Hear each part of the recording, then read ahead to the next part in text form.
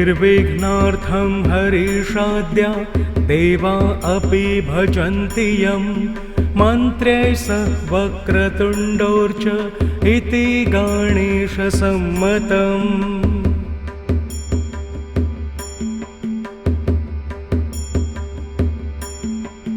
जगत्सृष्ट्यादिहेतुसा वराश्रुत्युक्तदेवता गणानां त्वेति मन्त्रेण स्तुता गृहत् समदर्शिना।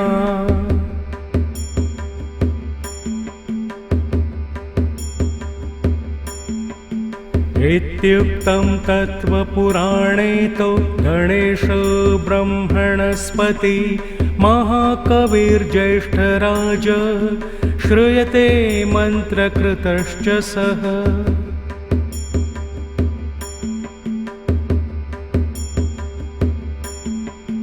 मन्त्रं वदत्युक्तमेष प्रनूनं ब्रह्मणस्पति यस्मिन्निन्दान्द्रयः सर्वे देवा ओंकासि चक्रिरे।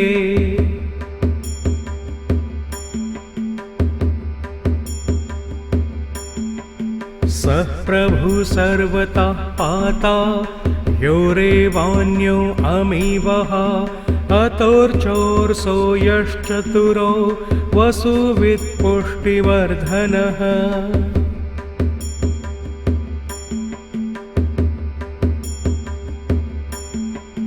वक्रतुण्डोऽपि सुमुखः साधून्गतापि चोर्ध्वगः ये मुं नार्चतिं ते विघ्नै पराभूता भवन्ति हि।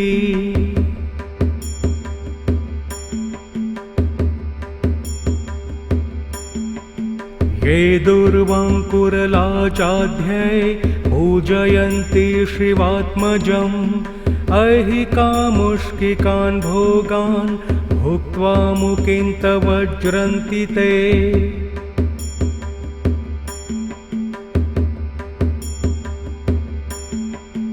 निर्विघ्नार्थं हरिषाद्या देवा अपि भजन्ति यं मन्त्र्यै स वक्रतुण्डोर्च इति गणेशसम्मतम्।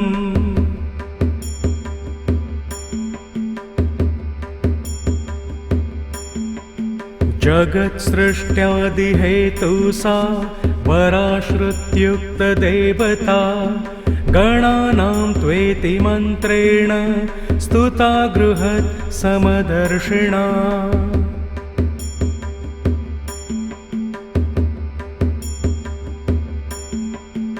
इत्युक्तं तत्त्वपुराणे तो गणेशो ब्रह्मणस्पति महाकविर्ज्येष्ठराज श्रूयते मन्त्रकृतश्च सः।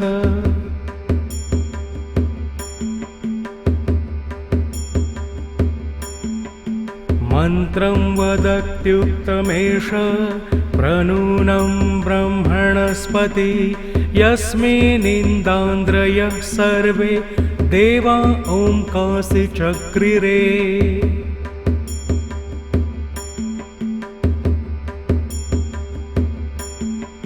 सः प्रभु सर्वतः पाता योरेवान्यो अमीवः अतोर्चोर्सो यश्चतुरो वसुवित्पुष्टिवर्धनः।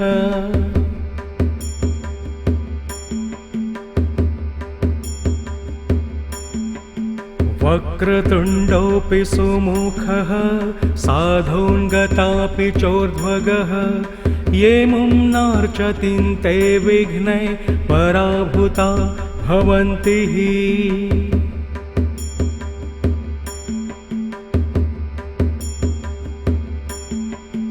ये दुर्वाङ्कुरलाचाध्यै पूजयन्ति शिवात्मजम् ऐहिकामुष्किकान् भोगान् भुक्त्वा मुकिन्तवज्रन्ति ते।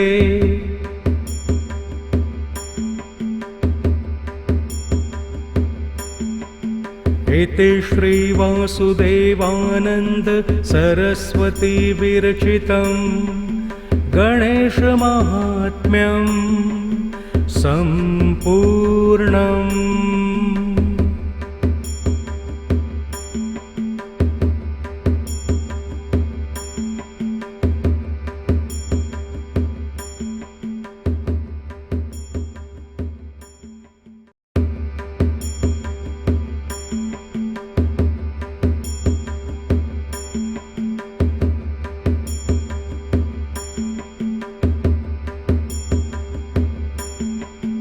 निर्विघ्नार्थं हरिषाद्या देवा अपि भजन्ति यं मन्त्र्यै सह वक्रतुण्डोर्च इति गणेशसम्मतम्।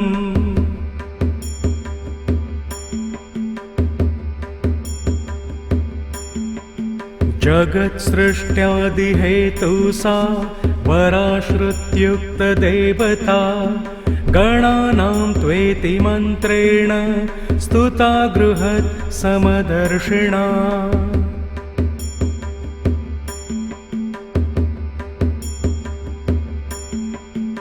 इत्युक्तं तत्त्वपुराणे तो गणेशो ब्रह्मणस्पति महाकविर्ज्येष्ठराज श्रूयते मन्त्रकृतश्च सः।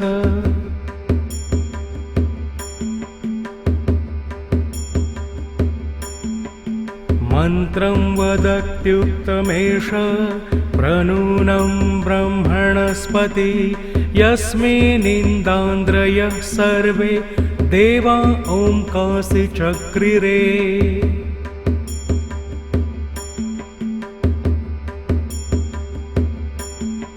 सः प्रभु सर्वतः पाता योरेवान्यो अमीवः अतोर्चोर्सो यश्चतुरो वसुवित्पुष्टिवर्धनः।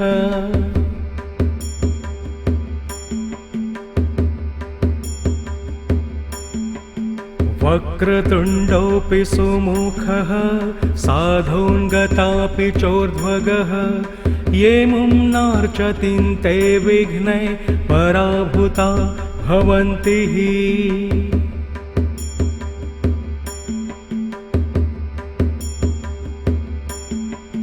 ये दुर्वाङ्कुरलाचाध्ये पूजयन्ति शिवात्मजम् ऐहिकामुष्किकान् भोगान् भुक्त्वा मुकिन्तवज्रन्ति ते।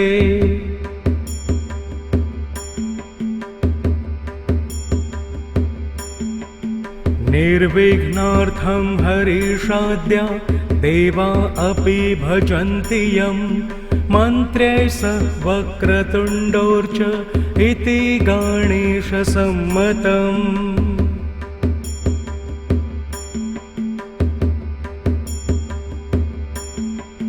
जगत्सृष्ट्यादिहेतुसा पराश्रुत्युक्तदेवता गणानां त्वेति मन्त्रेण स्तुता गृहत् समदर्शिना।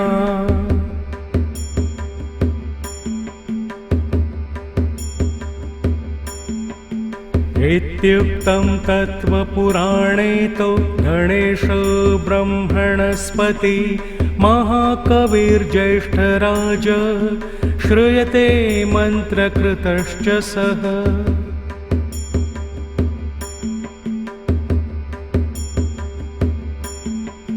मन्त्रं वदत्युक्तमेष प्रनूनं ब्रह्मणस्पति यस्मिन्निन्दान्द्रयः सर्वे देवा ओंकासि चक्रिरे।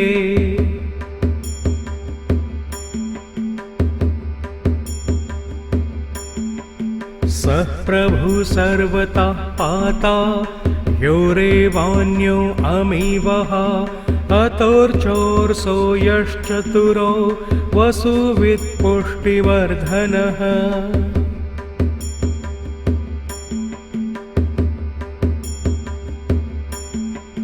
वक्रतुण्डोऽपि सुमुखः साधून्गतापि चोर्ध्वगः ये मुं नार्चतिं ते विघ्ने पराभूता भवन्ति हि।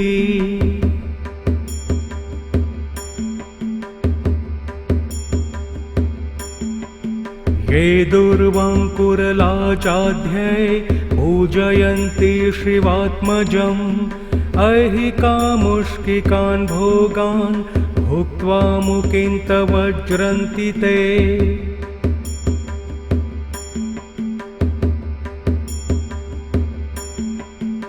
इति श्रीवासुदेवानन्द सरस्वती विरचितं गणेशमाहात्म्यं सम्पूर्णम्।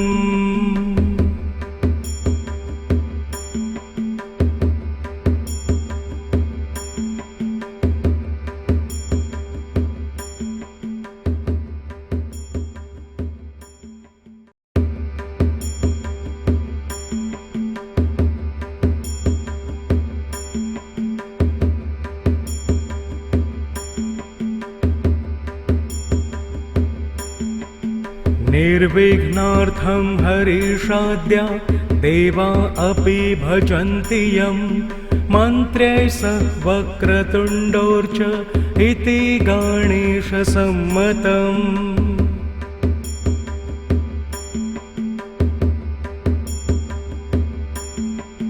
जगत्सृष्ट्यादिहेतुसा पराश्रुत्युक्तदेवता गणानां त्वेति मन्त्रेण स्तुता गृहत् समदर्शिना।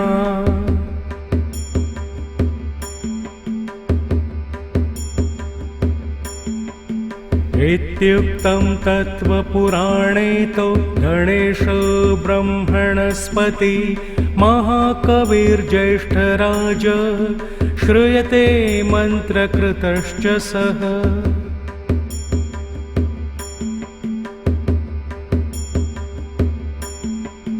मन्त्रं वदत्युक्तमेष प्रनूनं ब्रह्मणस्पति यस्मिन्निन्दान्द्रयः सर्वे देवा ओंकासि चक्रिरे।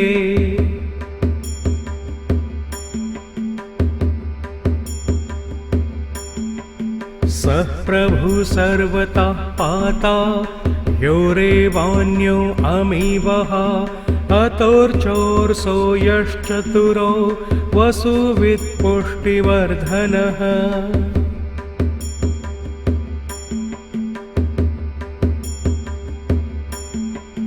वक्रतुण्डोऽपि सुमुखः साधून्गतापि चोर्ध्वगः ये मुम्नार्चतिं ते विघ्नै पराभूता भवन्ति हि।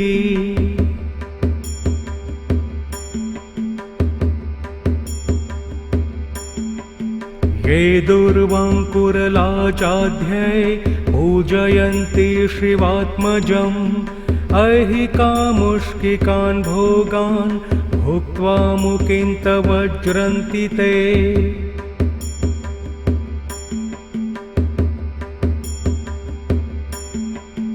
निर्विघ्नार्थं हरिषाद्या देवा अपि भजन्ति यं मन्त्र्यै सह वक्रतुण्डोर्च इति गणेशसम्मतम्।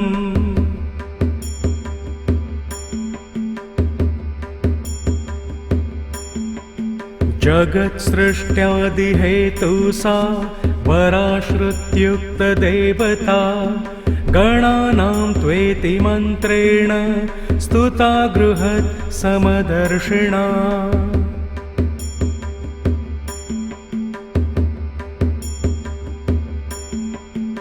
इत्युक्तं तत्त्वपुराणे तो गणेशो ब्रह्मणस्पति महाकविर्ज्येष्ठराज श्रूयते मन्त्रकृतश्च